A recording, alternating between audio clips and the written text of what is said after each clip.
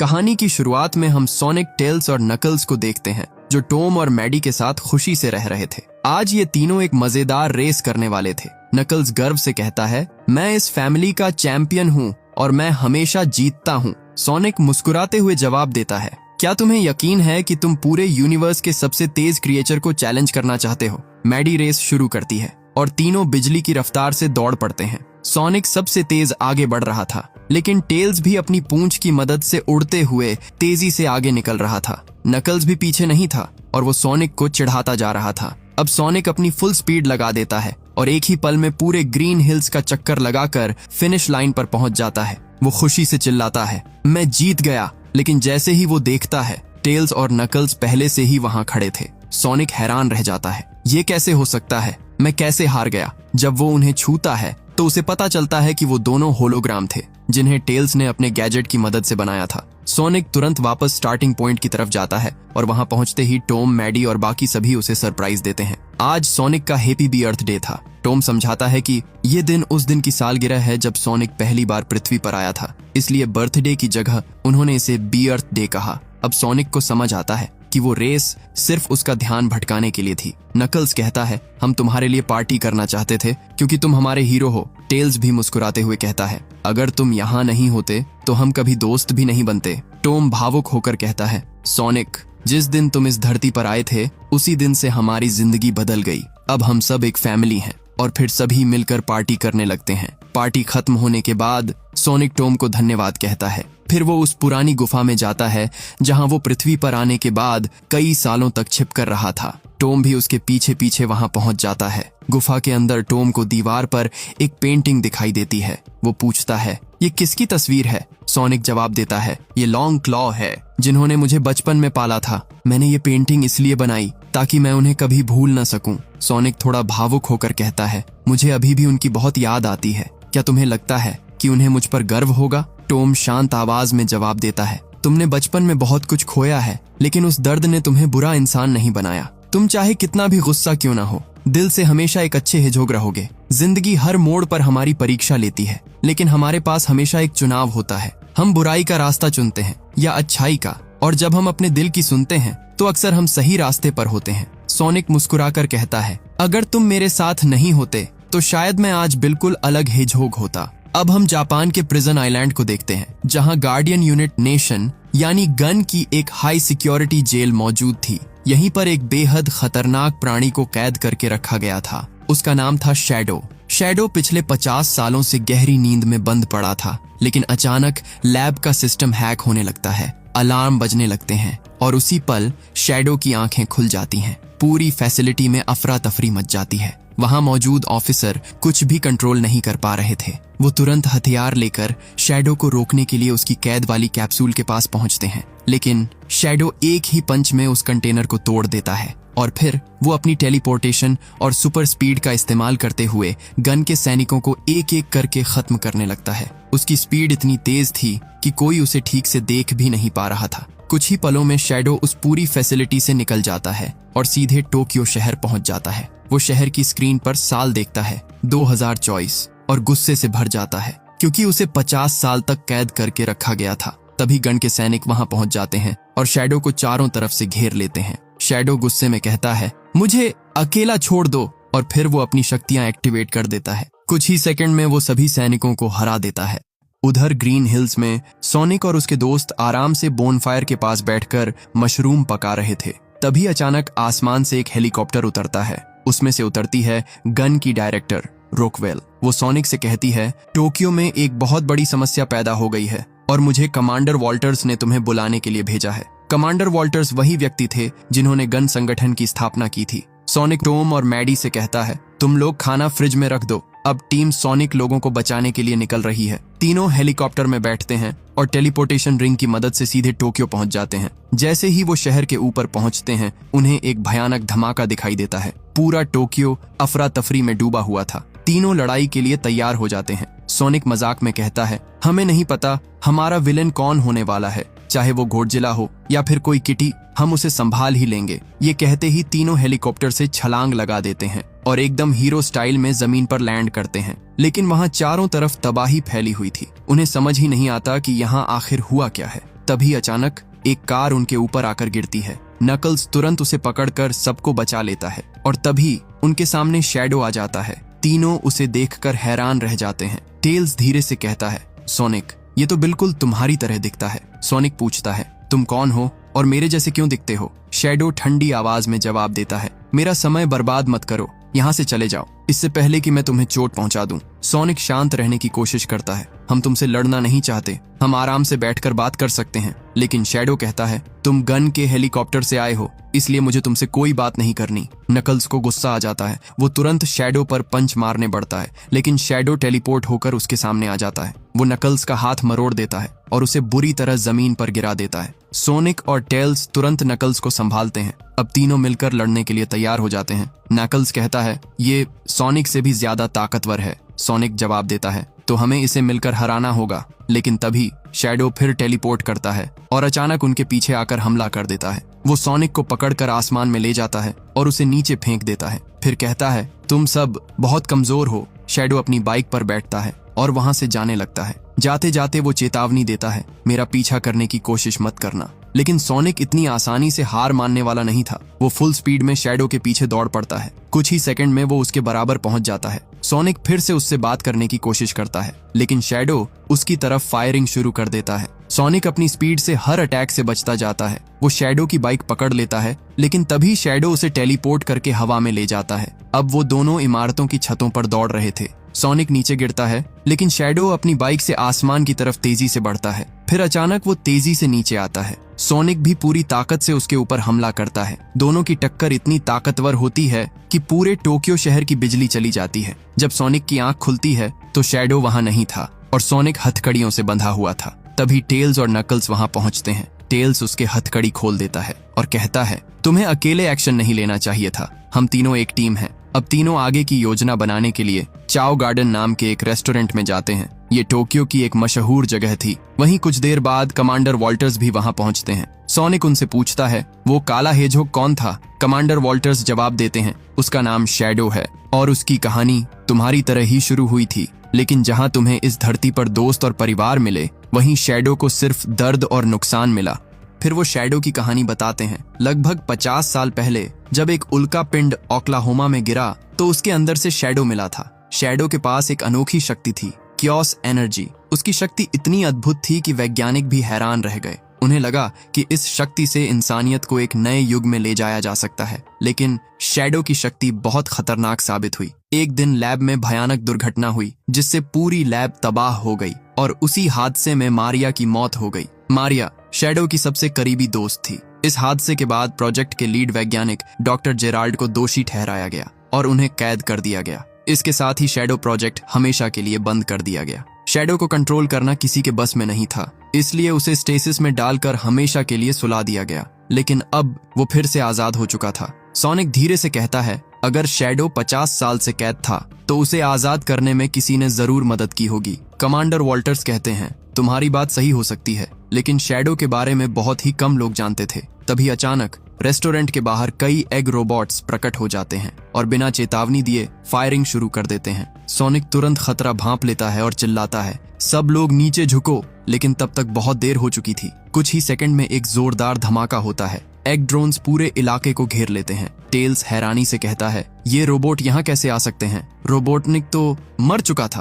पिछली लड़ाई के बाद सभी को यही लगा था कि डॉक्टर रोबोटनिक मर गया है, लेकिन सच्चाई कुछ और थी। उसी समय एक रहस्यमयी बाइकर वहां पहुंचता है। उसके पास हाईटेक गैजेट्स थे। वो एक डिवाइस एक्टिवेट करता है और एक ही झटके में सारे एग रोबोट्स को शॉक देकर बंद कर देता है। सोनिक तुरंत उससे पूछता है, तुम कौन हो? लेकिन वो बाइकर बिना कुछ कहे वहां से निकल जाता है। उधर कमांडर वॉल्टर्स की हालत बहुत खराब हो चुकी थी। सोनिक उनके पास जाता है। कमांडर उसे एक की कार्ड देते हैं। सोनिक पूछता है, ये क्या है? कमांडर धीमी आवाज में कहते हैं, ये दुनिया के सबसे ताकतवर हथियार की चाबी है। इसे गन ने बनाया था और अब मुझे सिर्फ तुम पर भरोसा है। सोनिक, तुम ही इसे सुरक्षित रख सकते हो। इतना कहकर कमांडर वॉल्टर्स दम तोड़ देते हैं। कुछ ही पलों में गन संगठन के सैनिक वहां पहुंच जाते हैं और पूरे इलाके को घेर लेते हैं। लेकिन तब तक सोनिक और उसकी टीम वहां से निकल चुकी थी। उधर डायरेक्टर रोकवेल कमांडर के पास पहुंचती है। वो उनके शरीर के पास लॉन्च की ढूंढती है, लेकिन उन्हें वहां कोई चाबी नहीं मिलती। हाँ, उन्हें कमांडर के हाथ में सोनिक की एक फोटो जरूर मिलती है। रोकवेल गुस्से में कहती है,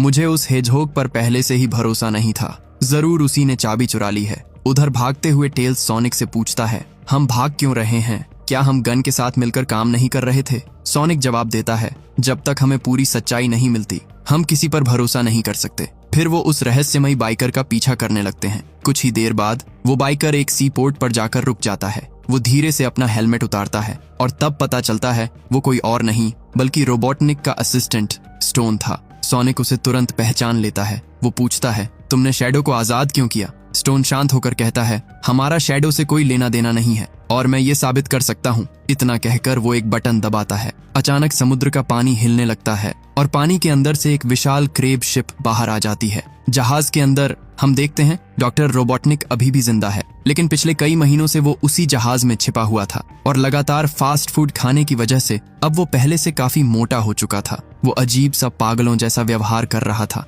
सोनिक और उसकी टीम उसे देखकर हैरान रह जाते हैं। सोनिक कहता है, मुझे यकीन नहीं हो रहा, तुम अभी भी जिंदा हो।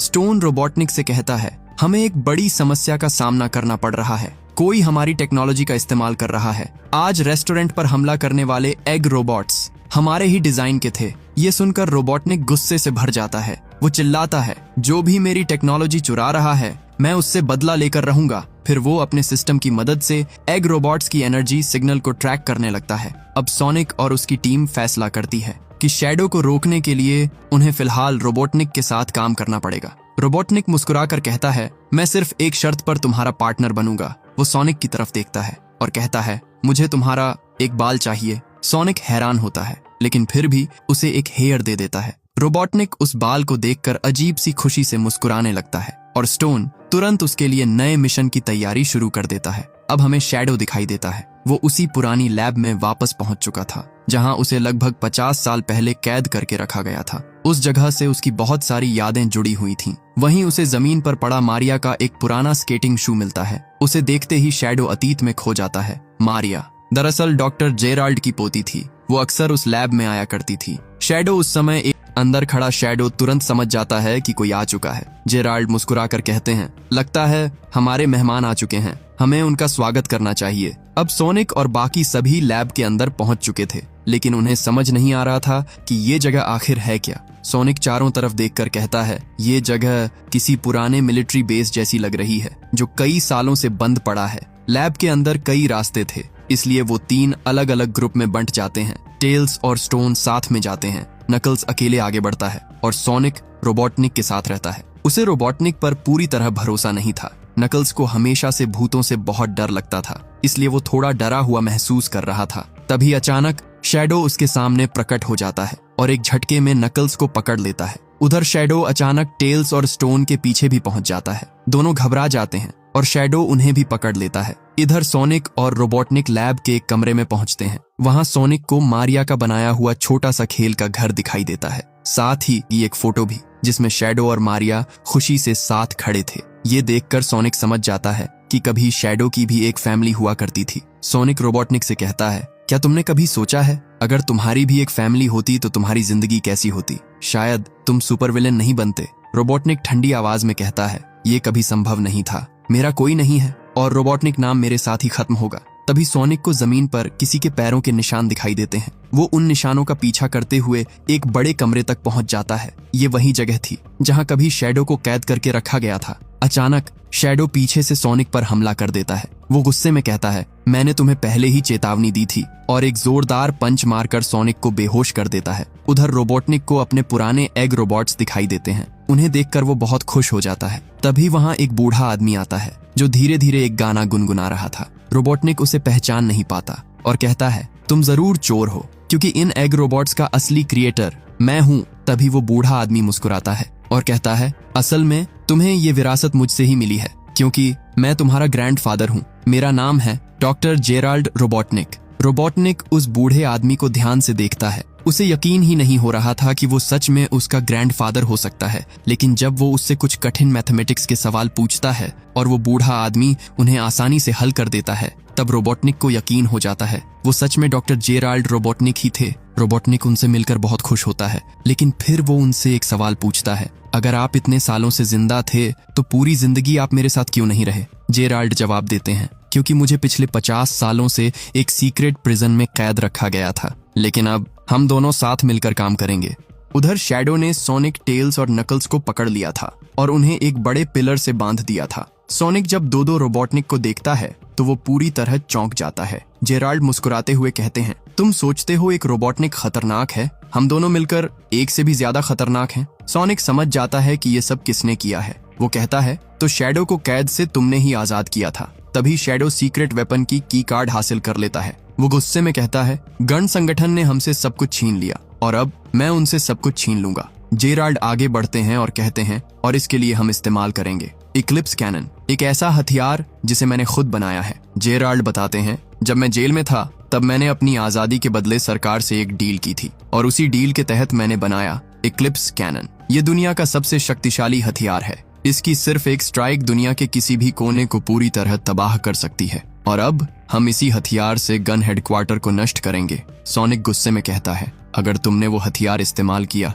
तो सिर्फ गन ही नहीं, हजारों निर्दोष लोग भी मारे जाएंगे। लेकिन जेराल्ड ठंडी आवाज में कहते हैं, मुझे लोगों की कोई परवाह नहीं है। फिर वो रोबोटनिक की तरफ मुड़कर कहते हैं, इक्लिप्स कैनन को एक्टिवेट करने के लिए 2 की कार्ड्स की जरूरत है। एक हमें मिल चुकी है और दूसरी गन हेडक्वार्टर में मौजूद है। जैसे ही हमें दोनों चाबियां मिल जाएंगी, मैं इस हथियार पर पूरा कंट्रोल पा लूंगा। इसके बाद रोबोटनिक अपनी क्रैब शिप को बुला लेता है और वो सब वहां से निकलने की तैयारी करने लगते हैं। लेकिन जाने से पहले शैडो एक मार्बल बोल को एक्टिवेट करता है। अचानक वो बोल एक छोटे ब्लैक होल में बदल जाती है जो आसपास की हर चीज को अपनी तरफ खींचने लगती है। सोनिक और उसके दोस्त भी धीरे धीरे उसकी तरफ खींचने लगते हैं। तीनों डर जाते हैं। नकल्स जल्दी से अपने दांतों से एक तार पकड़ लेता है, लेकिन वो अभी भी हवा में लटके हुए थे। तभी सोनिक को एक आइडिया आता है। वो टेल्स के बैग से एक टेलीपोर्टेशन रिंग निकालता है और उसे दूर फेंक देता है। रिंग एक्टिवेट हो जाती है और ब्लैक होल में खींचने से ठीक पहले तीनों उस रिंग के जरिए बाहर निकल जाते हैं। कुछ ही सेकंड बाद ब्लैक होल